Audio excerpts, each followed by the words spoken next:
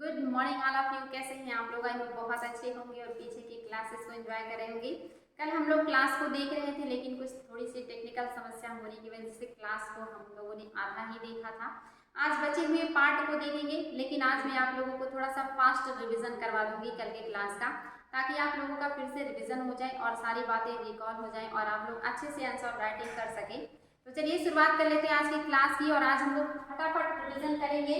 आपका हेडिंग था या क्लास थी खुशहाल गांव और समृद्ध शहर, जिसमें हमने देखा था लोहे के औजार और खेती के बारे में। और इसमें हम लोगों ने देखा था कि लोहे के जो औजार हैं वो आने से उत्पादन बढ़ा था, महाद्वीप में उत्पादन बढ़ने से व्यापार बढ़े थे, नगरों का विकास हो रहा था, लोहे ने जीवन में बहुत ज्यादा परिवर्तन लेकर के आए थे। फिर हमने देखा कृषि उत्पादन बढ़ाने के लिए उठाए गए अन्य कदम क्या क्या थे, जैसे कि रोपाई करना शुरू कर दिया हमने, कृत्रिम विधि से सिंचाई करना शुरू कर दिया था। राजाओं ने भी इसमें बहुत ज्यादा योगदान दिया ताकि जो कृषि है वो बढ़े, क्योंकि कृषि के बढ़ने से ही लोग क्या कर रहे हैं, उत्पादन को बढ़ा रहे हैं। कल मैंने आप लोगों को ये दिया था क्वेश्चन सॉल्व करने के लिए कि आप इसको सॉल्व कर लीजिएगा। आप लोगों ने इसका उत्तर नहीं दिया है, चलिए मैं सॉल्व करवा दे रही हूँ।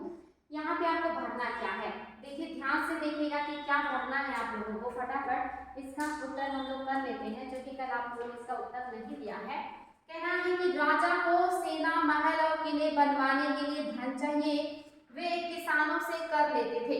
इनको धन चाहिए था, तो ये धन किससे लेंगे? किसानों से लेंगे, क्योंकि सबसे बड़ा जो इनके धन का सोर्स है या इनकम का सोर्स है वो किसानों का उत्पादन है, तो ये किसानों से कर लेंगे। किसान क्या करेंगे? कह रहा है किसानों का को लाभ मिला, क्योंकि अब उत्पादन का जो अनिश्चितता थी वो घटी। तो यहाँ पे क्या होगा, जब राजा जो है ये कर लेते हैं तो इनको क्या करना पड़ेगा, अपना अब उत्पादन बढ़ाना पड़ेगा। किसान क्या करेंगे? किसानों को लाभ मिला, किस चीज का? सिंचाई का लाभ मिलेगा, और फिर क्या करेंगे, उत्पादन को बढ़ाएंगे। और भी देख लीजिए क्या क्या पॉइंट है आपको भरना है। देखिए 1, 2 और आपका 9, यानी कि 4 पॉइंट भरने हैं और आपके पास यहाँ 4 आपके ऑप्शन दिए हुए हैं। इन्हीं चारों को आपको यहाँ पे सटीक रूप से लगाना है। चलिए पहले हम लोग एक एक करके लगा लेते हैं कि आपका क्या क्या होगा। तो इनको धन चाहिए, ये कर लगाएंगे, और किसान क्या करेंगे, ये अपने उत्पादन को बढ़ाएंगे। क्योंकि उत्पादन कैसे बढ़ेगा? किसानों का जो अनिश्चित उत्पादन बढ़ा, किसानों का उत्पादन बढ़ा, और जो मतलब यहाँ आप देखते रहेंगे तो ज्यादा आसानी रहेगी। चलिए मैं दिखा दे रही हूँ। कह रहा है कि किसानों को लाभ मिला, क्योंकि अब उत्पादन की अनिश्चितता जो है वो घट गई है, किसानों को लाभ मिलेगा बिकॉज अब उत्पादन अच्छा होने लगा है, क्योंकि अब लोहे के फाल आ चुके हैं, सिंचाई की व्यवस्था भी हो गई है, तो सारी व्यवस्था होगी तो निश्चित ही किसानों को लाभ मिलेगा और उत्पादन की जो अनिश्चितता है वो घट जाएगी। और यह सिंचाई से ही संभव हुआ। ये उत्पादन कर रहे हैं ये कैसे संभव होगा? सिंचाई से ही संभव होगा। इसके बाद यहाँ पे क्या आपको फिल करना है, यहाँ पे आप भरेंगे कि आपके जो है लोगों द्वारा परिश्रम किया गया, राजाओं ने सिंचाई की योजना बनाई और धन खर्च किया, कर अदा करने के लिए किसानों को उत्पादन बढ़ाना था। यानी कि कर अदा करने के लिए किसानों को उत्पादन बढ़ाना था, और इसके अलावा लोगों द्वारा परिश्रम किया गया, राजाओं ने सिंचाई की योजना बनाई और धन खर्च किया। तो यहाँ पे क्या होगा कि राजाओं ने सिंचाई की योजना बनाई और धन खर्च किया। तो पूरा स्टेटमेंट आप देख लीजिए। राजा को सेना, महल और किले बनवाने के लिए धन चाहिए थे, उन्होंने किसानों से कर जो है ये लिया या लेते थे। इसके बाद जो आएगा ये पॉइंट है आप सभी का कि किसानों को लाभ मिला, क्योंकि अब उत्पादन की अनिश्चितता जो है घट गई, यह सिंचाई से ही संभव हुआ। और इसके बाद कर अदा करने के लिए किसानों को उत्पादन बढ़ाना था और लोगों द्वारा परिश्रम किया गया, तभी जाकर के क्या हुआ, उत्पादन बढ़ा। और इसके बाद कृषि उत्पादन जो है ये बढ़ गया, राजस्व भी बढ़ गया, और इसके लिए राजा को क्या करना पड़ा, राजा ने सिंचाई की योजना बनाई और धन खर्च किया। यानी कि आपके जो 9वें में है ये आपका लास्ट पॉइंट आएगा। तो उम्मीद है कि अब आप लोग इसको सॉल्व कर लेंगे और आपको दिक्कत नहीं होगा कि आपको कौन कौन से पॉइंट जो है यहाँ पे फिल करने हैं। इसके बाद हमने देखा था कि गांव में कौन रहते थे, तो उसमें आपने देखा था कि उपमहाद्वीप के दक्षिण भारत में जो है अधिकांश गांव, इसमें जो बड़े भूस्वामी हैं इनको बेलाला कहा जाता, आयोग का पूछा हुआ है। जो साधारण हलवाही थे उनको उड़वार कहा जाता था। जो आपके भूमिहीन मजदूर हैं इनको कडेसियर, और दास को अदुमई कहा जाता था। ये चारों बातें याद रखिएगा, बहुत इंपॉर्टेंट है। ये दक्षिण का है। साथ ही उत्तरी हिस्से में क्या हो रहा था, गांव का जो प्रधान व्यक्ति है इसको ग्राम भोजक कहा जाता था। और अक्सर ये परिवार के ही लोग वंशानुगत रूप से पीढ़ी दर पीढ़ी जो है इस पद पर बैठते थे, यानी कि इस पद को आगे ले जाते थे ग्राम भोजक। और जो ग्राम भोजक है ये क्या करता था, गांव का सबसे बड़ा भूस्वामी होता था। ये बात आप सभी को पता है। जिसके खेत में दास और मजदूर काम किया करते थे, ये न्याय का काम भी करता था, कर भी वसूलता था। देखिए, कर भी वसूलता था, न्याय का काम करता था और पुलिस का काम भी करता था। ये सब कौन कर रहा है, ग्राम भोजक कर रहे हैं। इसके अलावा ग्राम भोजक के अलावा कुछ स्वतंत्र कृषक भी होते थे जिनको गृहपति कहा जाता था। ये पॉइंट याद रखिएगा, हमने कल बात किया था। और ये छोटे और स्वतंत्र किसान भी होते थे। आगे कह रहा है कि ये जो दास हैं और कर्मकार हैं, ये जमीनों में काम करते थे अपनी जीविका को चलाने के लिए। अधिकांश गांव में लोहार, कुम्हार, बढ़ई और बुनकर जैसे कुछ शिल्पकार होते थे। ये सारी चीजें हमने पढ़ी थी। इसके अलावा कह रहा है कि तमिल की प्राचीनतम रचनाओं को संगम साहित्य कहा जाता है। और ये संगम साहित्य 3 सम्मेलन बुलाए गए थे और इन्हीं को संगम साहित्य कहा जाता है। और इन्हीं तीनों सम्मेलनों में ये सारे साहित्य लिखे गए हैं। इसके बारे में मैं अभी आपको आगे बताऊंगी। कह रहा है कि नगर क्या कहती हैं कहानियां और यात्रा विवरण, मूर्तिकला और पुरातत्वविद, यानी कि जो आपके नगर है इनके बारे में हमने ये भी देखा था कल कि आपके जातकों के बारे में जो मतलब बातें हैं, जातक कथा मैंने आपको बताया था। महात्मा बुद्ध के पूर्व जन्मों की 500 कहानियां हैं जिसको जगह जगह देखने को मिलता है या उकेरा जाता है। और ये उस समय की जीवन के बारे में बताते हैं कि समाज की क्या स्थिति थी कहानियों के माध्यम से। ये हमने कल जो है कहानी को स्किप कर दिया था क्योंकि ये कहानी काफी बड़ा है और कुछ खास नहीं है इसमें। एक निर्धन व्यक्ति जो है वो कैसे कैसे अमीर हो गया था अपना दिमाग लगा के, वही यहाँ एक जातक कथा का पाठ दिया हुआ है। आगे कह रहा प्राचीन नगरों के जीवन के बारे में हमें कुछ अन्य स्रोतों से भी पता चल सकता है, जैसे मूर्तियां जो उस समय बनाई जाती थी उससे आम जनजीवन के बारे में पता चलता था। इसके अलावा आपने ये भी देखा था कि सांची की जो मूर्तियां हैं इसके बारे में, बलय कूप के बारे में आपने देखा था कि जो बलय कूप है इनका काम कहाँ कहाँ किया जा रहा है, गुसल खाने यानी कि नहाने के स्थान पे, बाथरूम में, नाली के रूप में और कूड़ेदान के रूप में आपके बलय कूप का यूज होता था। ये सारी चीजें हमने कल देख ली थी। और बाजार, महल, अवशेष, ये सारी चीजें हमने देखी थी। आज हम लोग आगे बढ़ेंगे। ये भी हमने देखा था कि जो आपका बेरीगार या भरूच बंदरगाह है, यहाँ से क्या क्या आयात होते थे, निर्यात होते थे। बहुत इंपॉर्टेंट है, आपके यहाँ से जो चीजें निर्यात होती थी वो क्या थी, तो आयातित वस्तु में हम शराब मंगाते थे, तांबा मंगाते थे, टीन मंगाते थे, शीशा मंगाते थे, मूंगा, पुखराज, कपड़े, सोने और चांदी के सिक्के मंगाते थे। हम अपने यहाँ से निर्यात क्या करते थे, हिमालय की जड़ी बूटियां, हाथी दांत, गोमेद, कालीन, सूती कपड़े, रेशम और इत्र, ये सारी चीजें हम यहाँ से निर्यात किया करते थे। ये हमारे यहाँ बहुतायत में पाई जाती थी। राजा के लिए व्यापारी उपहार भी लाते थे। उपहार में क्या होते थे, बर्तन होते थे, चांदी के बर्तन होते थे, गाय किशोर होते थे, सुंदर औरतें होती थी और अच्छी किस्म की शराब और महीन कपड़े जो कि अच्छे होते थे, ये सारे वो लोग राजा के लिए गिफ्ट के रूप में लाया करते थे।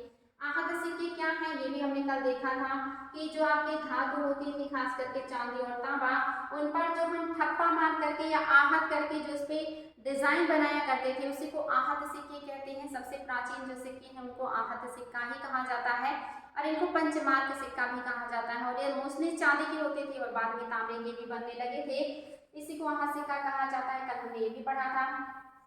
आगे बढ़ते हैं। विनिमय के अन्य साधन क्या क्या थे, तो वस्तु विनिमय भी होता था, ये हम लोग देख रहे थे।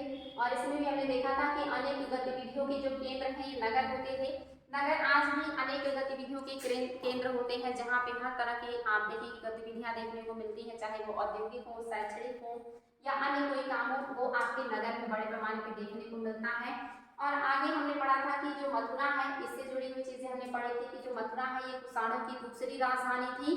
कुषाणों की 2 राजधानियां थी, एक था पेशावर जो राजनीतिक थी और एक था इनका धार्मिक जो कि मथुरा थी।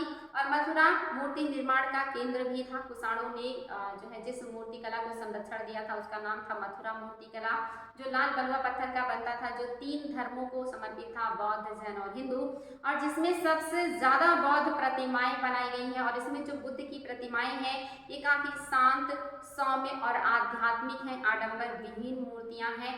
और ये आप देखेंगे कुषाणों के संरक्षण में डेवलप किया। ये सारी चीजें हमने पढ़ी थी।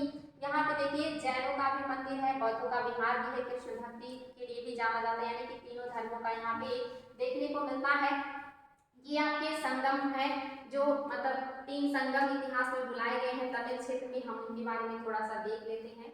3 संगम आपके कौन कौन से हैं, तो आप देख रहे हैं आपके सामने ये 3 संगम दिए हुए हैं। आप जो दक्षिण में बुलाया गया, ये चीज इंपॉर्टेंट है, इसको ध्यान दीजिएगा कि 3 संगम कौन कौन से हैं और जो है इसका बुलाया कहाँ गया, प्लेस कहाँ है जहाँ पे संगम हुआ है, और साथ में ये भी देखना है कि इसकी अध्यक्षता किसने किया है, इंपॉर्टेंट है। तो देखिए तमिल क्षेत्र में 3 संगम बुलाए गए हैं जिसको सम्मेलन कहा जाता है। संगम को सम्मेलन भी कहा जाता है, ये चीज याद रखिएगा, संगम को सम्मेलन भी कहा जाता है। और आपका जो पहला संगम है ये कहाँ पे बुलाया गया है, मदुरै में बुलाया गया। आप सभी को पता होगा तमिलनाडु में है मदुरा, मदुरा में बुलाया गया है प्रथम संगम। ये क्वेश्चन आया हुआ है बच्चों की, तमिल क्षेत्र में जो संगम या सम्मेलन बुलाए गए हैं, कितने बुलाए गए हैं, तो 3 बुलाए गए हैं। पहले संगम का जो मतलब पहला जो संगम हुआ ये कहाँ पे हुआ है, ये भी आयोग ने पूछा है, तो मदुरा में हुआ है। इसकी अध्यक्षता किसने किया है, ये भी आयोग ने पूछा है। दूसरा कहाँ हुआ, उसकी अध्यक्षता किसने की है। तीसरा कहाँ हुआ, उसकी अध्यक्षता किसने की। सब आयोग का पूछा हुआ क्वेश्चन है और कभी कभी कूट में भी आ जाता है। और इन्हीं सम्मेलनों में जिन रचनाओं, जिन कविताओं, जिन पुस्तकों की रचना की गई उसी को कहा गया संगम साहित्य।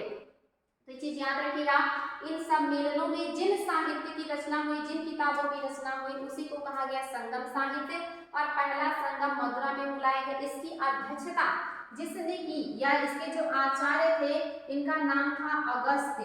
अगस्त्य ने इसकी अध्यक्षता की है। प्रथम संगम या प्रथम सम्मेलन की अध्यक्षता अगस्त्य ने की है जो मदुरा में बुलाया गया, याद रखिएगा, बहुत इंपॉर्टेंट है। अगला मेरा सेकंड जो संगम है ये कपाटपुरम में बुलाया गया। देखिए आयोग के द्वारा पूछा गया है कि सेकंड संगम कहाँ बुलाया गया था, कपाटपुरम में बुलाया गया था। इसके जो आचार्य हैं ये अगस्त्य और तोलकपियर, ये देखिए याद रखें, कहीं कहीं अगस्त्य मिलेगा, कहीं कहीं तोलकपियर मिलेगा। ये दोनों लोगों ने संयुक्त रूप से अध्यक्षता किया है सेकंड संगम का। तीसरा जो संगम है ये देखिए, ये भी मदुरा में ही बुलाया गया है। मदुरा या इसी को मदुरै भी कहते हैं। और इसकी अध्यक्षता किसने किया, नटकीरर ने। ये सारे आयोग के बार बार पूछे गए क्वेश्चन है। इसको मैंने नेट में कई बार देखा है, नेट के एग्जाम में क्वेश्चन कई बार आए हैं और आपके आईएएस और अन्य एग्जाम के लिए बहुत ज्यादा जरूरी है। टीजीटी, पीजीटी, केवीएस, एमपीएस में भी ये क्वेश्चन आए हुए हैं, तो इनको ध्यान दीजिएगा। ये 3 संगम जो है ये कहाँ हुए हैं, अध्यक्षता किसने किया है, और इन संगमों में बहुत सारे साहित्य की रचना की गई है और ये साहित्य ही संगम साहित्य के नाम से जाने जाते हैं। अगला पॉइंट भी आपके लिए मोस्ट इंपॉर्टेंट है, तमिल महाकाव्य। तमिल महाकाव्य एग्जाम में पूछा जाता है कि कौन सा है जो तमिल महाकाव्य है या कौन सा है जो तमिल महाकाव्य नहीं है। तो आप देखेंगे तमिल महाकाव्य आपके 3 हैं, 3 तमिल महाकाव्य हैं। आयोग के द्वारा ये अनगिनत बार पूछा गया है कि शिल्पाधिकारम क्या है, तमिल महाकाव्य है। शिल्पाधिकारम की रचना किसने किया है, इलंगो आदिगल ने। बहुत ही ज्यादा महत्वपूर्ण है, इसको याद रखिएगा। इलंगो आदिगल ने रचना किया है शिल्पाधिकारम का। शिल्पाधिकारम की रचना किसने किया है, इलंगो आदिगल ने किया है और ये तमिल महाकाव्य है। दूसरा जो है आपका तमिल महाकाव्य, इसका नाम है मणिमेखलै। दूसरा तमिल महाकाव्य जो है इसका नाम है मणिमेखलै और इसके रचनाकार हैं शीतलय सत्यनार। शीतलय सत्यनार ने जो रचना की है महाकाव्य की उसका नाम है मणिमेखलै। ये दूसरा तमिल महाकाव्य है। और आपका तीसरा जो तमिल महाकाव्य है ये है जीवक चिंतामणि। तीसरे तमिल महाकाव्य का क्या नाम है, जीवक चिंतामणि, और इसके लेखक का नाम है तिरुतक्कदेवर। तिरुतक्कदेवर ने लिखा है जीवक चिंतामणि जो कि तमिल महाकाव्य है। तीसरे नंबर का ये 3 महाकाव्य है, याद रखिएगा ये 3 महाकाव्य है तमिल के जो आयोग के द्वारा बार बार पूछे जाते हैं। ये बहुत ही ज्यादा महत्वपूर्ण है। आप लोग किसी भी एग्जाम की तैयारी कर रहे होंगे तो आपको ये क्वेश्चन जरूर देखने को मिला होगा प्रीवियस ईयर में और ये आगे भी आपको मिलता रहेगा क्योंकि ये इतिहास है और इतिहास में बहुत सारी चीजें वही बार बार घुमा फिरा के पूछी जाती है, तो इसको याद रखिएगा। चलिए आगे बढ़ते हैं। हम लोग मथुरा के बारे में पढ़ रहे थे और भी देखते हैं कि क्या खास चीजें हैं। कह रहे हैं मथुरा में प्रस्तर खंडों तथा मूर्तियों पर अनेक अभिलेख मिले हैं। जो आपका मथुरा है यहाँ पे मूर्तियों पर और जो पत्थर के खंड है इस पर बहुत सारे अभिलेख मिले हैं, कई अभिलेख मिले हैं। आमतौर पर ये संक्षिप्त अभिलेख हैं जो स्त्रियों तथा पुरुषों द्वारा मठों या मंदिरों को दिए जाने वाले दान का उल्लेख करते हैं। और ये अभिलेख कैसे हैं, संक्षिप्त हैं। संक्षिप्त का मतलब जानते हैं छोटे हैं, छोटे अभिलेख हैं। आमतौर पर ये छोटे अभिलेख हैं जो स्त्रियों और पुरुषों ने लिखवाए हैं और जो क्या है मठों या मंदिरों को जो दान में दिए जाते थे वही चीजों का यहाँ पे उल्लेख किया गया है, इसलिए ये चीज याद रखिएगा। बहुत संक्षिप्त है, संक्षिप्त मतलब छोटा। प्राय शहरों के राजा, जो राजा होते थे, रानी होते थे, जो शहरों में रहते थे, नगरों में रहते थे, अधिकारी जो होते थे, व्यापारी और शिल्पकार, इस प्रकार के दान दिया करते थे। दान कौन देता है? जिनके पास पैसे होते हैं। और पैसा किसके पास है? इन्हीं लोगों के पास है। आज भी आपके यहाँ ऐसे लोगों के पास ही पैसे हैं, व्यापारी है, शिल्पकार है। राजा मतलब जो प्रशासन में है, तो ये सारे लोग आ जाएंगे, यही लोग दान करते हैं। उदाहरण के लिए मथुरा अभिलेख में सुनारों, लोहारों, बुनकरों, टोकरी बुनने वालों और माला बनाने वालों तथा इत्र बनाने वालों का उल्लेख मिलता है। ये सारे लोगों का क्या है? उल्लेख मिलता है। आप लोग पढ़ चुके हैं कि अभिलेख किसे कहते हैं। आप लोगों को मैंने पढ़ाया है। आप लोगों को मैं 3 बातें पढ़ाई थी शुरुआती दौर में। एक था आपका अभिलेख और एक था आपकी पांडुलिपि और इसके अलावा आपका था जो है शिलालेख। देखिए इसको एक बार मैं फिर से बता दे रही हूँ कि अभिलेख क्या है। तो पहला तो आपका हुआ अभिलेख। अभिलेख हमने देखा था, अभिलेख किसे कहते हैं? जो कठोर सतह पर लिखी हो, कठोर सतह पर लिखी है अगर तो वो अभिलेख है। सतह कैसी हो? कठोर हो, उसका आधार या जिस पर लिखी गई है वो क्या हो? कठोर हो। अब कठोर सतह में आपके सिक्के भी आ जाएंगे, गहने भी आ जाएंगे, धातु की बनी अन्य चीजें भी आ जाएंगे, पत्थर भी आ जाएंगे और मिट्टी की वस्तुएं भी आ जाएंगी, लकड़ी भी आ जाएगा। उसका सतह बस कठोर होना चाहिए। अगर कठोर सतह पे लिखा गया है तो सारे क्या कहलाएंगे? अभिलेख कहलाएंगे। लेकिन ताड़पत्र पे लिखा हो और भोजपत्र पर लिखा हो, हाथ से लिखे हुए जो अक्षर होते हैं ताड़पत्र और भोजपत्र पे लिखे जाते हैं, इसको हम कहते हैं पांडुलिपि। और एक होता है आपका शिलालेख। शिलालेख जो होता है ये शिलाओं पे जो लिखी गई हो। आप सभी को पता होगा कि जो शिलालेख है, पता ही चल रहा है शिलालेख यानी कि शिलाओं पर लिखे गए लेख। शिला मतलब क्या होते हैं? पत्थर, यानी कि सिर्फ पत्थरों पर लिखे गए अभिलेख को हम शिलालेख कहते हैं। जैसे आपने कल की क्लास में देखा अशोक के बृहद शिलालेख और अशोक के लघु शिलालेख, अशोक के बृहद स्तंभ लेख और अशोक के लघु स्तंभ लेख, यानी कि जो शिलाओं पे लिखे जाएंगे वो शिलालेख कहलाएंगे। लेकिन अगर कठोर सतह है, चाहे वह सतह किसी चीज का भी हो, तो वो सारे अभिलेख कहलाएंगे। और पांडुलिपियां जो हाथ से लिखी जाएंगी ताड़पत्र और मतलब जो है ताड़पत्रों पर या आपके भोजपत्रों पे, तो वो क्या कहलाएंगे? पांडुलिपि कहलाएंगे, जो हाथ से लिखी जाएंगी। ये सारी चीजें हम लोग पढ़ चुके हैं। आगे कह रहा है शिल्प तथा शिल्पकार। पुराण स्थलों से शिल्पों के अनेक नमूने मिले हैं। इनमें मिट्टी के बहुत ही पतले और सुंदर बर्तन मिले हैं। इनमें बहुत सारे पतले और सुंदर बर्तन भी मिले हैं, जिन्हें उत्तरे काली चमकीले पात्र कहा जाता है। ये चीज याद रखिएगा, जो सुंदर चमकीले बर्तन मिले हैं इनको क्या कहा जाता है? तो इनको कहा जाता है उत्तरी काले जो है चमकीले पात्र। इनको कहते हैं हम north black painted ware. English में क्या कहेंगे? नॉर्थ ब्लैक पेंटेड वेयर, यानी कि उत्तरी काले चमकीले पात्र। और इनका उपयोग कब हो रहा है? मौर्योत्तर काल में। देखिए शानदार है, आयु का पूछा हुआ है। ज्यादातर महाद्वीपों के उत्तरी भाग में ही ये मिले हैं, इसीलिए इन्हें उत्तरी काले चमकीले मृदभांड कहा गया है। ध्यान रहे कि अन्य दूसरे शिल्पों के अवशेष नहीं बचे होंगे। जैसे कि विभिन्न ग्रंथों से हमें पता चलता है कि कपड़ों का उत्पादन बहुत महत्वपूर्ण था उत्तर में वाराणसी। ये चीज हाईलाइट कीजिएगा, उत्तर में कपड़ों के लिए कौन जाना जाता है? वाराणसी।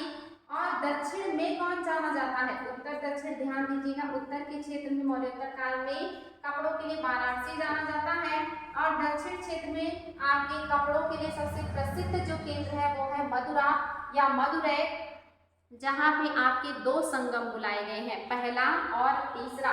दूसरा आपने देखा कपाटपुरम में हुआ था, तो पहला और तीसरा जो संगम है वो बुलाया गया है मदुरै में। यानी कि मदुरै बहुत ही प्रसिद्ध नगर था उस समय, कॉटन के वस्त्र के लिए बहुत ज्यादा फेमस था। आयोग ने इसको कई बार पूछा हुआ है कि दक्षिण में कॉटन वस्त्र के लिए सबसे ज्यादा प्रसिद्ध कौन सा नगर था? तो मदुरा, या इसको हम मदुरै कहते हैं। यहाँ पे कॉटन के वस्त्र काफी फेमस थे।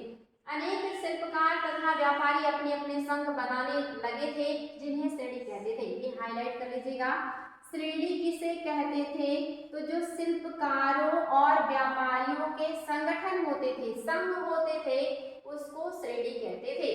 शिल्पकारों की श्रेणियों का काम प्रशिक्षण देना था। जो शिल्पकारों की श्रेणियां हैं या संघ है, ये क्या करते थे? लोगों को प्रशिक्षण देते थे कि कैसे वस्तु बनानी है। इसके अलावा दूसरा काम क्या करते थे? कच्चा माल ये उपलब्ध कराते थे। कच्चा माल उपलब्ध कराते थे। जब कच्चा माल उपलब्ध कराएंगे तभी ना कोई कुछ बनाएगा। इसके अलावा तैयार माल का वितरण करते थे। इसके अलावा ये क्या करते थे? जो बना हुआ माल होता था, इसको एक जगह से दूसरी जगह लेकर जाते थे। यानी कि ये जो संघ है, श्रेणी है, ये क्या करते थे? लोगों को प्रशिक्षण देते थे कि बुनाई, कढ़ाई, कताई, सिलाई कैसे करनी है। इसके बाद उनको कच्चा माल भी उपलब्ध कराते थे, तभी वो उसका यूज करके कुछ बनाएंगे। इसके अलावा जब बन जाता था सामान, बने हुए सामान को ये एक जगह से दूसरी जगह वितरित भी करते थे। और एक काम किसका है? श्रेणियों का है। Very very important. जबकि व्यापारी क्या करते थे? जबकि व्यापारियों की श्रेणियां व्यापार का संचालन करती थी। ये देखिए, व्यापारियों की श्रेणियां केवल व्यापार का संचालन करेंगे। व्यापार मतलब खरीद बिक्री करेंगे, आयात निर्यात करेंगे। लेकिन शिल्प की श्रेणियां क्या करेंगी? प्रशिक्षण देंगी, कच्चा माल भी उपलब्ध कराएंगी और बने हुए माल को एक जगह से दूसरी जगह स्थानांतरित भी करेंगी। और व्यापारिक श्रेणियां क्या करेंगी? जो माल बन गया है उसको एक जगह से दूसरी जगह तक पहुंचाएंगी, यानी कि आयात निर्यात करेंगी, व्यापार करेंगी। ये देखिए, आयोग का पूछा हुआ क्वेश्चन है, आईएएस में, नेट में आया है। श्रेणियां बैंकों के रूप में भी काम करती थी। ये जो श्रेणियां हैं, जो संघ है, ये बैंक के रूप में भी काम कर रही है। ये क्या करती थी? जहां लोग पैसा जमा रखते थे। आईएएस में उठा के पॉइंट पूछ लिया गया है कि यहाँ पे लोग पैसा जमा करते थे, जैसे बैंकों में करते हैं। इसके अलावा इस धन का निवेश लाभ के लिए उपयोग होता था। जैसे हम बैंकों में पैसा जमा कर देते हैं तो बैंक रखे तो रहते नहीं है, बिजनेसमैन या दूसरे लोगों को वो निवेश करने के लिए दे देते हैं ज्यादा ब्याज पे, और वहां से बैंकों को अच्छा मुनाफा होता है। उस मुनाफे में से थोड़ा सा हिस्सा वो हमें दे देते हैं। आपके जो भी पैसे आप जमा करते हैं फिक्स डिपॉजिट के रूप में, उसमें आपको ब्याज मिलता है। उस पैसे का जो आपने जमा किया है, बैंक दूसरों को देके अच्छा लाभ कमाते हैं और फिर उस लाभ में से थोड़ा सा लाभ आपको आपके पैसे पे दे देते हैं, जिसकी वजह से हमारा पैसा सिक्योर भी रहता है और हमें थोड़ा फायदा भी मिल जाता है। ये काम आज का नहीं है, ये काम देखिए प्राचीन काल से चल रहा है। उस समय भी श्रेणियां बैंकों के रूप में काम करती थी। जो भी चाहे अपना पैसा इनके पास जमा कर सकता था। ये पैसे को जमा रखती थी और इसको निवेश करवा देती थी, नई वस्तुएं खरीदने बेचने में यूज कर लेते थे। व्यापारियों को दे देते थे उधार की, ठीक है पैसे ले जाओ और आप अपना व्यापार करो, जो लाभ होगा, मतलब जो लाभ होगा, या एक निश्चित मात्रा होती थी कि ठीक है हम आपको इतने पैसे दे रहे हैं, इस पर आपको इतना ब्याज हमें देना होगा। उससे जो मुनाफा मिलेगा, ये श्रेणी उस मुनाफे में से थोड़ा मुनाफा उस व्यक्ति को दे देंगे जो इनके पास पैसे को जमा रखता था।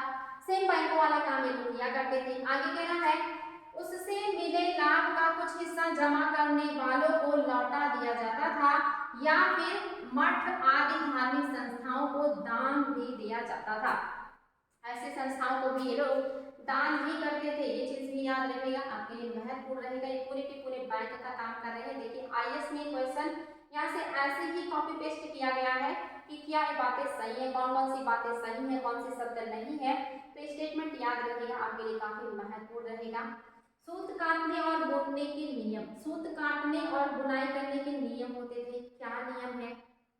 कह रहा है ये नियम अर्थशास्त्र के अध्याय 7 में अर्थशास्त्र का उल्लेख किया गया है। इसमें वर्णन किया गया है कि किस प्रकार एक विशेष पदाधिकारी को मतलब के अधिकारी, मतलब एक विशेष प्रकार के पदाधिकारी के देखरेख में कारखानों में सूत की कटाई और बुनाई की जाती थी। यानी कि पहले कपास का उत्पादन होता है, फिर उस कपास से सूत बनाए जाते हैं, रेशे बनाए जाते हैं, धागे बनाए जाते हैं, फिर उन धागों को जो है भेजा जाता है फैक्ट्रियों में और वहां से बड़े बड़े थान, कपड़े के थान बनाए जाते हैं और फिर उन कपड़ों के थान से फिर वस्त्र बनते हैं। यानी कि कई प्रोसेस होता है। किसान उत्पादन करता है कपास का, फिर उसको फैक्ट्री में ले जाके उसकी धुनाई होती है, सफाई होती है, फिर उस दूसरी फैक्ट्री में उसका सूत बनता है, फिर किसी और फैक्ट्री में उससे लंबे लंबे थान के कपड़े बनते हैं, फिर उन थान के कपड़ों से काट काट करके कपड़े की सिलाई होती है।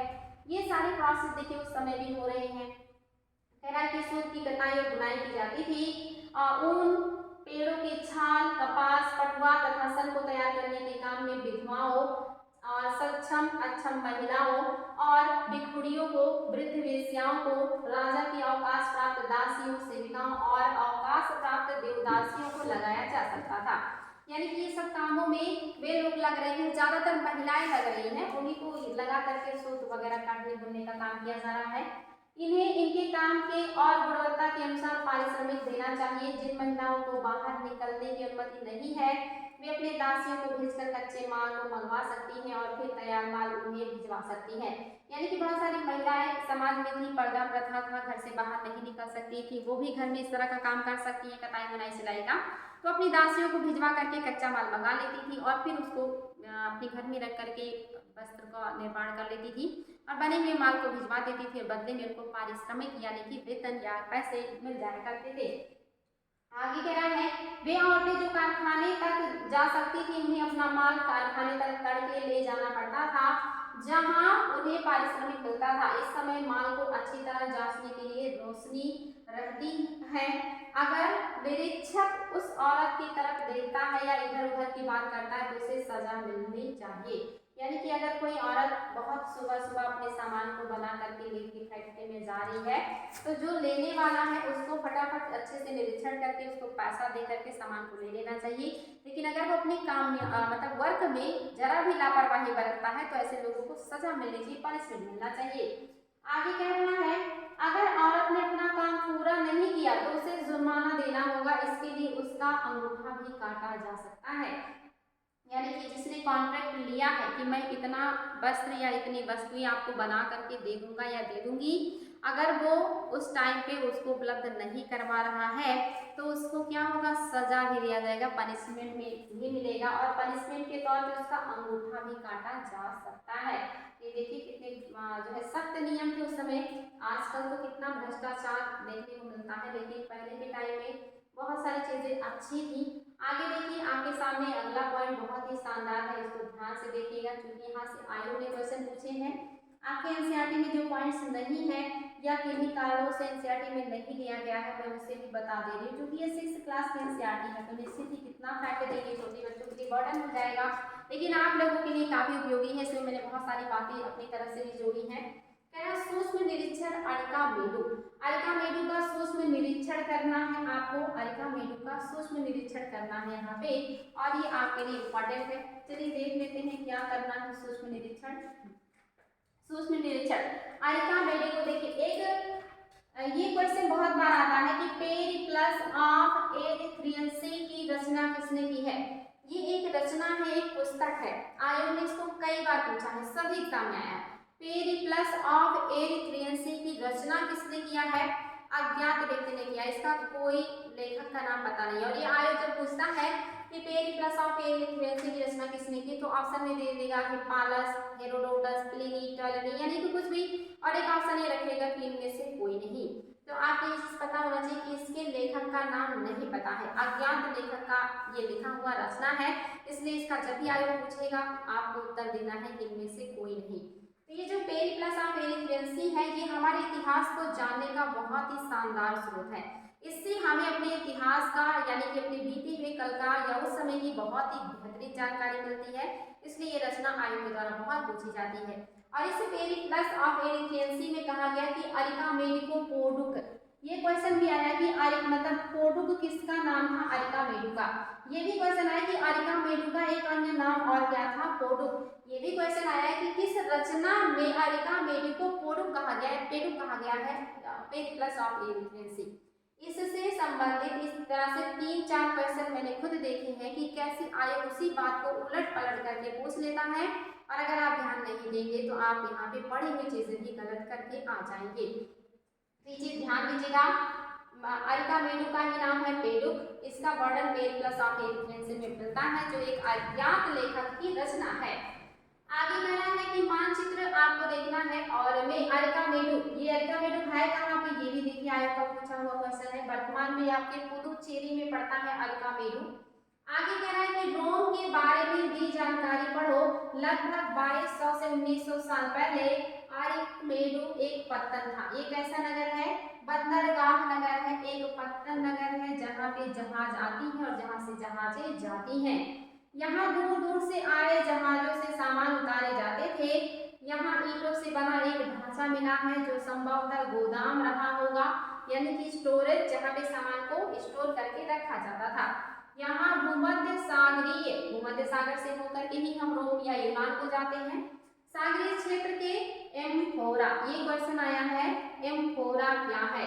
एम्फोरा मिला है। एम्फोरा एक पात्र है, एक पात्र तो समझ रहे हैं ना कि एक ऐसा मतलब बर्तन जिसमें क्या रखा जाता था? शराब।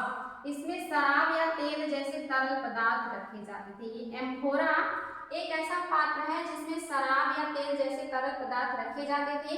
इसकी विशेषता क्या है? आयोग ने पूछा है एम्फोरा की विशेषता क्या है। इसके दोनों तरफ पकड़ने के लिए हत्थे लगे होते थे।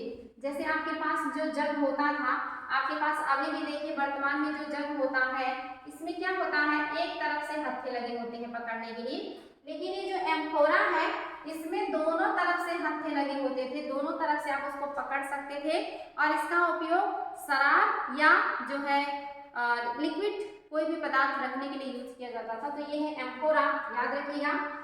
आपका ये एम्फोरा कई बार पूछा कि एम्फोरा क्या है? सिक्का है, बर्तन है, कपड़े हैं, हथियार है। तो याद रखिएगा ये बर्तन है।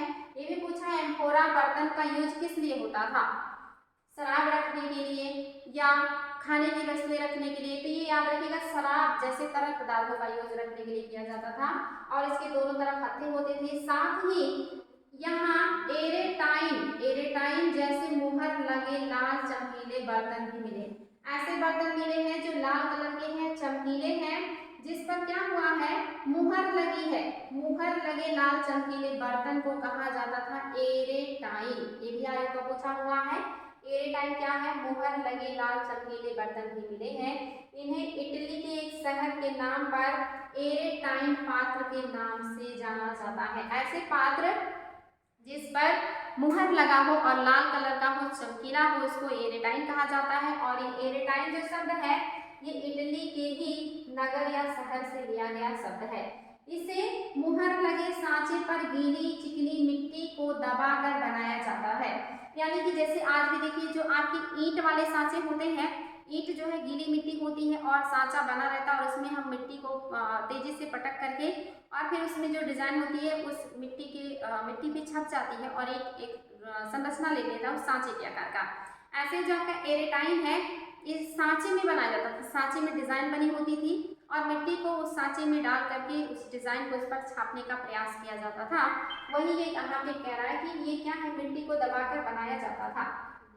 आगे और भी बातें हैं, ध्यान दीजिएगा। सब आयोग के पूछे हुए पॉइंट हैं, जितने भी मैं आपको बता रही हूँ सब आयोग के पूछे हुए पॉइंट हैं। तो आप लोगों के लिए बहुत ही ज्यादा आपकी एनसीईआरटी महत्वपूर्ण होती जा रही है।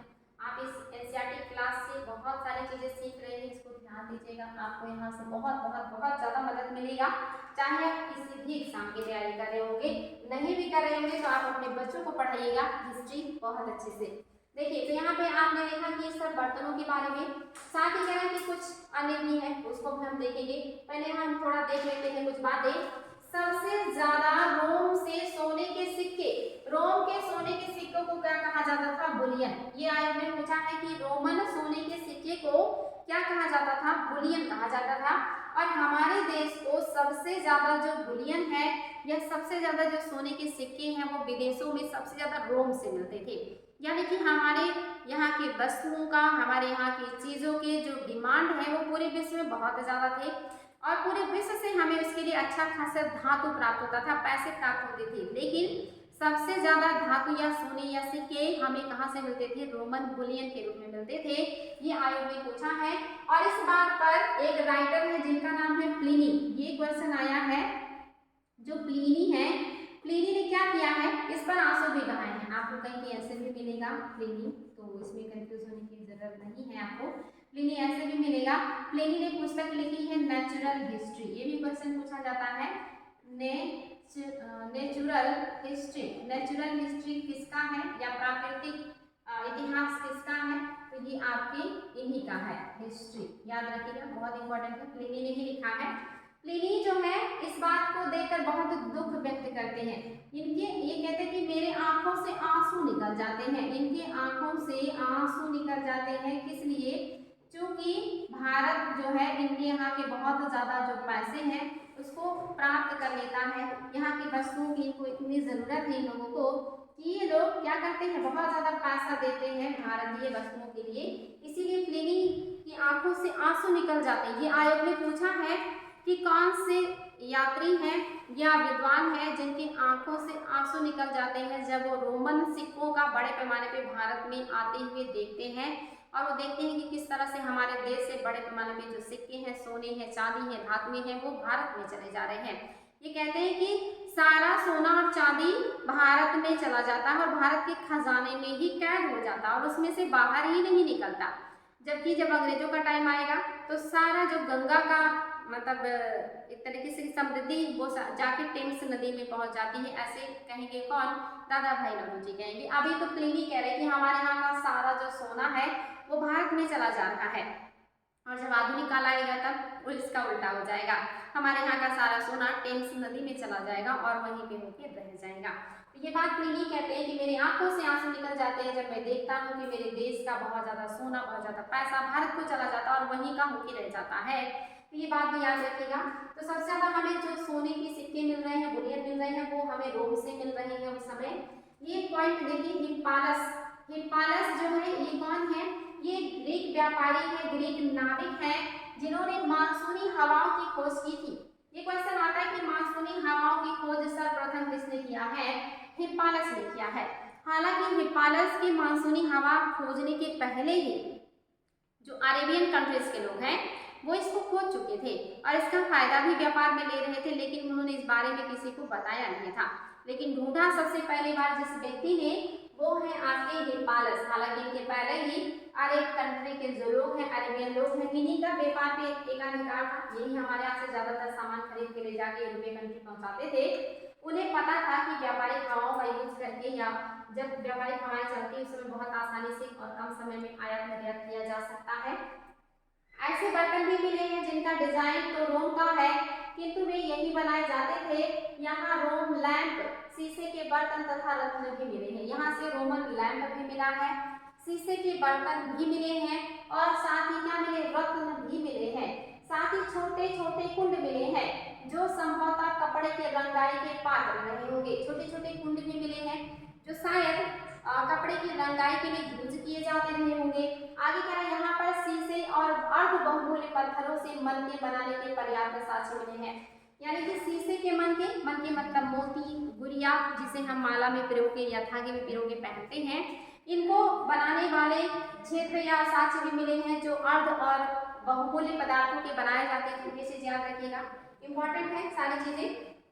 यहाँ पे दिया है अभिलेख, मिट्टी के बर्तन के कई बर्तनों पर ब्राह्मी लिपि में अभिलेख मिले हैं। प्रारंभ में तमिल भाषा के लिए इसी लिपि का प्रयोग किया जाता था, इसलिए इसे तमिल ब्राह्मी अभिलेख भी कहा जाता है। अन्यत्र क्या हो रहा था, यानी कि जब हमारे देश में ये सारी चीजें चल रही थी तो विश्व में क्या परिदृश्य था, इसको भी देख लेते हैं, क्योंकि हमारी एनसीईआरटी की विशेषता ही है कि वो विश्व को भी उस समय बताती है कि दुनिया में क्या चल रहा था। कह रहा है रोम को ढूंढिए, यह यूरोप के सबसे पुराने शहरों में से एक है और कह रहा एक है कि मैदान के शहर बस रहे थे। यानी कि आप देख रहे हैं, कह रहा है कि यूरोप के सबसे पुराने शहरों में से एक है। इसका विकास लगभग तभी हुआ जब गंगा के मैदानों के शहर बस रहे थे। रोम एक बहुत बड़े साम्राज्य की राजधानी थी। यह यूरोप, उत्तरी अफ्रीका तथा पश्चिमी एशिया तक फैला साम्राज्य था। याद रखिएगा, इंपॉर्टेंट पॉइंट ये आपका जो रोम है इसके बारे में बता रहा है कि ये जो है ये कैसा है, इसकी जो मतलब राजधानी है वो एक बड़े साम्राज्य का राजधानी है रोम, और ये यूरोप, उत्तरी अफ्रीका तथा पश्चिमी एशिया तक फैला हुआ साम्राज्य था। इसके सबसे महत्वपूर्ण शासकों में से ऑगस्टस, याद रखिएगा ऑगस्टस जो है ये करीब 2000 साल पहले शासन किए थे। उसने कहा था कि रोम ईंटों का शहर था जिसे मैंने संगमरमर का बनवाया था। ऑगस्टस और उसके बाद के उत्तराधिकारियों ने रोम में मंदिर भी बनवाए हैं और अन्य बहुत सारे बड़े बड़े महलों का निर्माण भी करते हैं।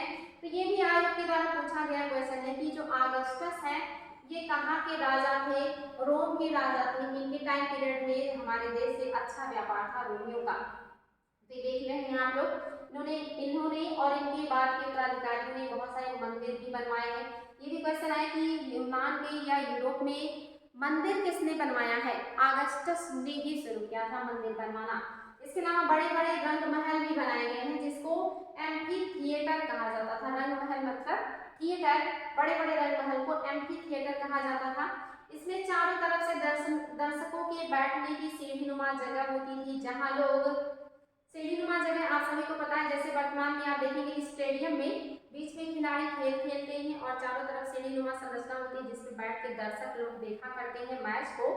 वैसे ही संरचना यहाँ पे थी जिसको एम्फीबियन थिएटर कहते थे या रंग महल कहते थे। चारों तरफ सीढ़ियां हैं दर्शकों के बैठने के लिए। विभिन्न प्रकार के कार्यक्रम देख सकते थे वो लोग बैठ के। उन्होंने स्नानागार भी बनवाए जहाँ स्त्रियों तथा पुरुषों के लिए अलग अलग समय निर्धारित थे। यहाँ लोग एक दूसरे से मिलते थे और आराम करते थे। बड़े बड़े जलवाही सेतु के जरिए शहर के स्नानागारों, फव्वारों और गुसलखानों के लिए पानी लाया जाता था। यानी कि पानी कैसे लाया जाता था, ये सारी चीजें दी हुई है। तो आपने देख लिया उस समय यूरोप की क्या स्थिति है और खास करके यूनान, रोम जो है इसके बारे में। तुम मेरी गाजा में रहते हो और पत्तन देखने निकले हो, तुम्हें क्या क्या देखने को मिला है।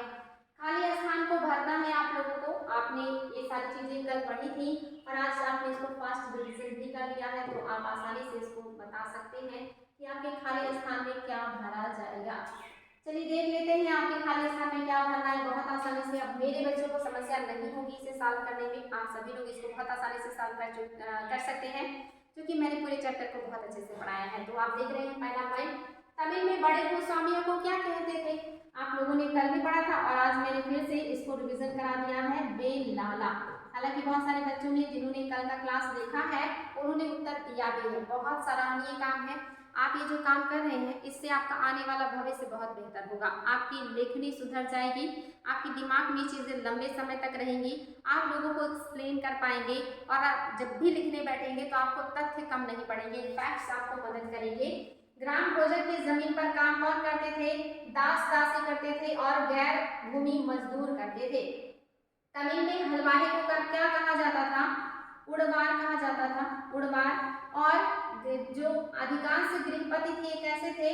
स्वतंत्र भूस्वामी थे, स्वतंत्र भूस्वामी थे, स्वतंत्र भूस्वामी होते थे। ग्राम भोजन के काम बताओ, वे शक्तिशाली क्यों थे? गांव तथा शहरों दोनों में रहने वाले शिल्पकारों की सूची बनानी है आपको। तो ये आपने फिर कर लिया, इसमें आप लोगों को जरा भी समस्या नहीं होगी। ग्राम भोजन की जमीन पर प्राय कौन काम करते थे? बच्चा बता चुकी हूँ मैं। उपमहाद्वीप में लोहे का प्रयोग की शुरुआत आज से 3000 साल पहले यानी कि 1000 ईसा पूर्व में हुआ। लोहे के प्रयोग में बढ़ोतरी नगर आहत सिक्काएं करीब आज से 2500 साल पहले यानी कि 500 साल पहले, मतलब 500 ईसा पूर्व में हुआ था। ये सारी चीजें हम लोग पढ़ चुके हैं, कोई दिक्कत नहीं है। संगम साहित्य की रचना कब हुई? अर्कामेडू पत्तन, ये सब पता है। सही जवाब ढूंढना है। आपके सामने कूट है और आपको बताना है कि वलय कूप का उपयोग किस लिए किया जाता था। पहला ऑप्शन है नहाने के लिए, दूसरा है कपड़े धोने के लिए, तीसरा है सिंचाई के लिए और चौथा है जल निकास के लिए किया जाता था। मैंने बहुत साफ शब्दों में पढ़ा है कि वलय कूप का जो उपयोग है गुसल खाने यानी कि बाथरूम, नहाने वाली जगह पे किया जा रहा था, नाली के लिए किया जा रहा था और कूड़े वगैरह रखने के लिए किया जा रहा था। तो यहाँ पे सबसे सटीक आंसर क्या है? नहाने के लिए। बाकी आपका यहाँ पे होता कि जल निकासी के लिए और इसके अलावा कूड़ेदान के लिए तो भी हो जाता। अच्छा, जल निकासी नहीं, मैंने आपको बताया था कि कूड़े के रूप में और इसके अलावा आपने देखा था कि मतलब उसको पानी को मतलब यहाँ से वहाँ करने के लिए और इसके अलावा आपने देखा था गुसल खाने के लिए यानी कि नहाने के लिए। तो ये चीज हो जाएगा, आप इसको ध्यान दीजिएगा। नेक्स्ट है आहत सिक्के। आहत सिक्के किसके होते थे? चांदी, सोना के या हाथी के दांत के। तो आज भी रिविजन हुआ है कि सबसे प्राचीन सिक्कों को आहत सिक्के कहा जाते हैं। इनको पंचमार्क सिक्का भी कहा जाता है, जो ठप्पा मार के बनाए जाते थे आहत करके। और ये चांदी के होते थे, बड़े पैमाने पे चांदी के सिक्के हैं। बाद में तांबे के भी आहत मुद्राएं बनने लगी थी, लेकिन शुरू में चांदी है। पहला ऑप्शन बिल्कुल सही है आपका, पहले का भी पहला है, दूसरे का भी पहला ही सही है। आगे देखिए, कह रहा मथुरा क्यों महत्वपूर्ण है? गांव था, पत्तन था, धार्मिक केंद्र था या जंगल क्षेत्र था? तो आप सभी लोगों ने पढ़ लिया कि जो मथुरा है ये एक धार्मिक केंद्र है, कुषाणों की सेकंड राजधानी थी और मथुरा में ही मथुरा कला मूर्ति कला का विकास हुआ है। तो कैसा है? धार्मिक केंद्र था, धार्मिक राजधानी थी। आज भी धार्मिक ही केंद्र और राजधानी या नगर है। श्रेणी क्या थे? शासकों के थे, शिल्पकारों के थे, कृषकों के थे, पशुपालकों का संघ होता था? नहीं, शिल्पकार और व्यापारियों के संघ को श्रेणी कहते थे, जिसमें से शिल्पकार की जो श्रेणियां या संघ होते थे ये अपना जो है प्रशिक्षण देते थे, कच्चे माल उपलब्ध कराते थे, बढ़ने में वस्तुओं का वितरण करते थे। जो व्यापारियों के संघ होते थे वो सामान का आयात निर्यात यानी कि व्यापार करते थे, और ये लोग बैंकरों का काम भी करते थे। हमने ये भी पढ़ लिया है। आगे कह रहा आइए चर्चा करें, डिटेल आपको लिखना है। कह रहा है कि लोहे के औजारों में कौन खेती के लिए महत्वपूर्ण होंगे, अन्य औजार किस काम में आते हैं। अपने शहर की जल निकास व्यवस्था की तुलना तुम उन शहरों की व्यवस्था से करो जिसके बारे में तुमने पढ़ा। इनमें से तुम्हें क्या क्या समानताएं और अंतर दिखाई दिए। अगर तुमने किसी शिल्पकार को काम करते हुए देखा है तो कुछ मतलब वाक्यों में उसका वर्णन करो। ये सारी चीजें आप लोग लिख सकते हैं, सारे क्वेश्चन है। आप लोगों को मुझे एक पॉइंट बताना था कि मैंने जो है जब बुद्ध पढ़ाया था उसमें मैंने आप लोगों को एक पॉइंट बताया था कि महात्मा बुद्ध और महावीर स्वामी और साथ ही जो आपके पार्श्वनाथ है, इनके माता पिता का नाम तो आप सभी को पता है कि महात्मा बुद्ध के जो पिता हैं इनका नाम शुद्धोधन था, माता का नाम महामाया था। जो महावीर स्वामी है इनके जो माता पिता का नाम था सिद्धार्थ था, और माया का नाम त्रिशला मतलब माता का नाम त्रिशला था, पिता का नाम सिद्धार्थ था। आपके जो पार्श्वनाथ है इनके पिता का नाम अश्वपति था और माता का नाम वामा था। उसमें पढ़ाते हुए मुझे ध्यान नहीं आया और शायद मैंने आप लोगों को शुद्धोधन बोल दिया था, तो उसको ध्यान दीजिएगा क्योंकि दिमाग में बहुत सारे फैक्ट चलते रहते हैं और हम क्या बोल रहे हैं कभी कभी हमें ये भी एहसास नहीं होता कि हम जो बोल रहे हैं वो क्या बोल रहे हैं, क्योंकि दिमाग में बहुत सारी बातें चलती रहती हैं। हमें लगता है कि हम सही बोल रहे हैं और जुबान से कुछ और निकल जाता है। तो मैंने उसको बाद में सुना तो मुझे लगा कि नहीं ये कैसे हो गया। तो इसको ध्यान दीजिएगा आप लोग, उसको जो शुद्धोधन है शुद्धोधन की जगह पे अश्वसेन कर लीजिएगा। आपके लिए काफ़ी इंपॉर्टेंट है सारे फैक्ट, और इसलिए मैं नहीं चाहती कि कहीं से भी आप लोगों को गलत कुछ जानने को मिले। जो भी बताया जा रहा है बिल्कुल ऑथेंटिक है, सही है, तो आंख बंद करके भरोसा कर सकते हैं और पढ़ाई कर सकते हैं। इसके अलावा मैंने एक चीज़ और बताया था, मगध साम्राज्य में जो राजवंशों का उदय हुआ था, वो राजवंशों का जो उदय हुआ था वो ध्यान दीजिएगा। पहला जो राजवंश था ये जब टीजीटी पीजीटी में पूछता है तो वहाँ पे बृहद्रथ सही हो जाता है। बृहद्रथ वंश सबसे पहले आता है टीजीटी पीजीटी के अकॉर्डिंग, लेकिन आईएएस वगैरह के लिए जो होता है वो हर्यक वंश से शुरू होता है। हर्यक वंश पहला वंश होता है। दूसरा जो होता है वो आपका शिशुनाग वंश होता है। दूसरा जो होता है ये शिशुनाग वंश है, ये चीज याद रखिएगा, शिशुनाग वंश दूसरा वंश है। शिशुनाग वंश ये कभी कभी सीक्वेंस में आया है, कई बार आया है। इसके बाद जो आता है वो है नंद वंश, और नंद वंश को समाप्त करके जो आता है वो आता है मौर्य वंश। मौर्य वंश को समाप्त करके आते हैं शुंग, और शुंग वंश को समाप्त करके आते हैं कण्व, और कण्व को समाप्त करके आते हैं साउथ में आते हैं, मतलब यहाँ नॉर्थ में नहीं आते, साउथ में सातवाहन आ जाते हैं, और नॉर्थ में तो सारी चीजें समाप्त हो जाती है। फिर नए नए राजवंशों का उदय होता है। तो ये बात याद रखिएगा यहाँ तक का। सबसे पहले बृहद्रथ है, लेकिन ये टीजीटी पीजीटी के दृष्टिकोण से है। आईएएस और नेट में हर्यक वंश से शुरू करता है। तो ये आप क्रम याद रखिएगा, आप देखिएगा कौन से एग्जाम है, ऑप्शन में क्या क्या चीजें हैं, ऑप्शन के हिसाब से कीजिएगा। ये आपके सामने मैंने 7 राजवंशों के नाम लिखे हैं, बृहद्रथ, हर्यक, शिशुनाग, नंदवंश, मौर्य और शुंग और फिर कण्व। ये आपके मगध साम्राज्य में स्थापित होने वाले राजवंश हैं जो मोस्ट इंपॉर्टेंट है। इनका क्रम आयोग के द्वारा कई बार पूछा गया, आगे भी पूछा जाएगा। सबका नाम जान के रखिए, कोई भी ऑप्शन में आ जाए आपको समस्या होगी ही नहीं, क्योंकि आपको सब कुछ पता है। आयोग कितना भी उठाए, आगे से उठाए पीछे से उठाए, कोई दिक्कत नहीं। तो इसको ध्यान रखिएगा, नोट कर लीजिएगा जरूर सारे राजवंशों का क्रम। तो आज के लिए इतना ही, फिर नेक्स्ट डे हम ऐसे ही न्यू चैप्टर के साथ मिलेंगे और शानदार तरीके से आगे पढ़ेंगे। आप लोग भी खूब मेहनत से पढ़ाई कीजिए और क्लासेस बिल्कुल मत मिस किया कीजिए, आप लोगों के लिए काफी हेल्पफुल है। Thank you so much.